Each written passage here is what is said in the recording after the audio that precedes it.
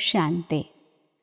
ఈరోజుటి మురళీ తారీఖు ఆగస్ట్ 4, 2025. శివ భగవానువాచ. మధురమైన పిల్లలారా, బాబా మిమ్మల్ని పుష్పాల రాజుగా అనగా గులాబీ పుష్పంగా చేసేందుకు వచ్చారు. కనుక వికారాల ఏ దుర్వాసన మీలో ఉండరాదు. ప్రశ్న: వికారాల అంశమును కూడా సమాప్తం చేసుకునేందుకు ఏ పురుషార్థం చేయాలి? జవాబు: నిరంతరం అంతర్ముఖులుగా ఉండే పురుషార్థం చేయండి. అంతర్ముఖులంటే క్షణంలో దేహం నుంచి భిన్నంగా అవ్వడం. ఈ ప్రాపంచిక ఆలోచనలను అనగా స్మృతిని పూర్తిగా మర్చిపోవాలి.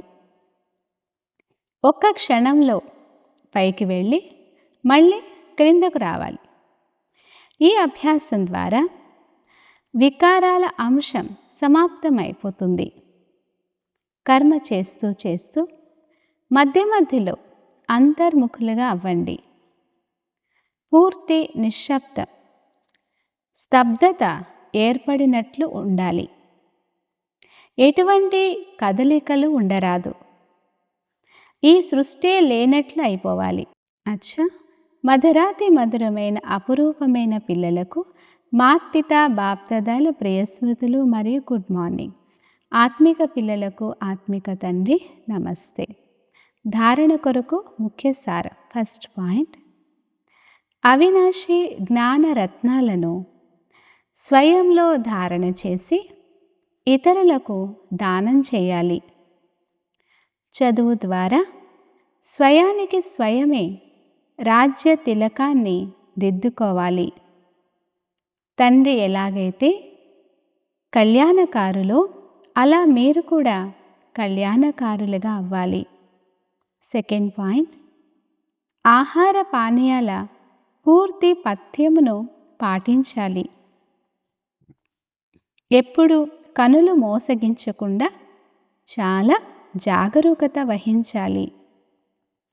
స్వయాన్ని సంస్కరించుకోవాలి. కర్మేంద్రియాలతో ఏ వికర్మ చెయ్యరాదు. వరదానము: మనసాశక్తి యొక్క అనుభవం ద్వారా విశాల కార్యంలో సదా సహయోగి భవ. వివరణ: ప్రకృతిని, తమోగుణి ఆత్మల వైబ్రేషన్లను పరివర్తన చేయడం, అనవసర రక్తపాతం యొక్క వాయుమండలం వైబ్రేషన్లలో స్వయాన్ని సురక్షితంగా ఉంచుకోవడం, ఇతర ఆత్మలకు సహయోగం ఇవ్వడం, కొత్త సృష్టిలో కొత్త రచనను యోగబలం ద్వారా ప్రారంభం చేయడం, ఈ విశాల కార్యాలన్నిటికీ మనసాశక్తి యొక్క అవసరం ఉంది. మనసాశక్తి ద్వారానే స్వయం యొక్క అంతం సుందరంగా ఉంటుంది. మనసాశక్తి అనగా శ్రేష్ఠ సంకల్పాల శక్తి. ఒక్కరితోనే లైన్ క్లియర్గా ఉండాలి. ఇప్పుడు దీని అనుభవీలుగా అవ్వండి. అప్పుడు బేహద్ కార్యంలో సహయోగులుగా అయ్యి బేహద్ విశ్వ రాజ్యానికి అధికారులుగా అవుతారు. స్లోగన్: నిర్భయత మరియు నమ్రతయే యోగి మరియు జ్ఞాని ఆత్మల స్వరూపం. అవ్యక్త సూచన: సహజ యోగిగా అవ్వాలంటే పరమాత్మ ప్రేమ యొక్క అనుభవీలుగా అవ్వండి. పరమాత్మ ప్రేమ ఆనందమునిచ్చే ఊయల.